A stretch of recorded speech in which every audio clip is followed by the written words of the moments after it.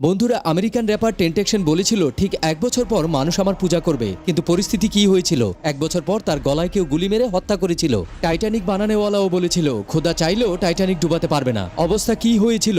সমুদ্রের মাঝখানে টাইটানিক 2 টুকরা হয়ে ডুবে গিয়েছিল, আর সেই সাথে হাজারো লাশ সমুদ্রে ভেসেছিল। ব্রাজিলের নেতা ট্র্যাঙ্কোডো নেভিস্কি বলেছিল, যদি আমি এই ইলেকশনে জিতে যাই তাহলে খোদাও আমাকে প্রেসিডেন্ট হতে আটকাতে পারবে না। কিন্তু নতিজা কি বের হয়েছিল? রাষ্ট্রপতি হওয়ার আগে সে অসুস্থ হয়ে পড়েছিল আর তার মৃত্যু হয়। ব্রাজিলের সিঙ্গার ক্যাজুজা স্টেজে সিগারেটের ধোঁয়া উড়িয়ে বলেছিল এই ধোঁয়া আল্লাহর জন্য। আর তার শেষ পরিণতি কি হয়েছিল? 32 বছর বয়সে ক্যান্সারে আক্রান্ত হয়ে ভয়ানকভাবে মৃত্যু হয়। স্টিফেন হকিং বলেছিল আল্লাহর কোনো অস্তিত্ব নেই, আর তার অবস্থা কি হয়েছিল? মাত্র 21 বছর বয়সেই তার নিউরোলজিক্যাল অসুখ হয়। এরপর সে মাত্র কয়েক বছরই জীবিত ছিল। ফেরাউন বলেছিল খোদাকে, যার হুকুম আমাকে মানতে হবে। এখানে খোদা শুধু আমি। আর তার অবস্থা কি হয়েছিল? সে তার পুরো লস্করের সাথে সমুদ্রে ডুবে মরে গিয়েছিল, আর তার লাশ আল্লাহ এখনো পর্যন্ত নিদর্শন স্বরূপ রেখে দিয়েছেন।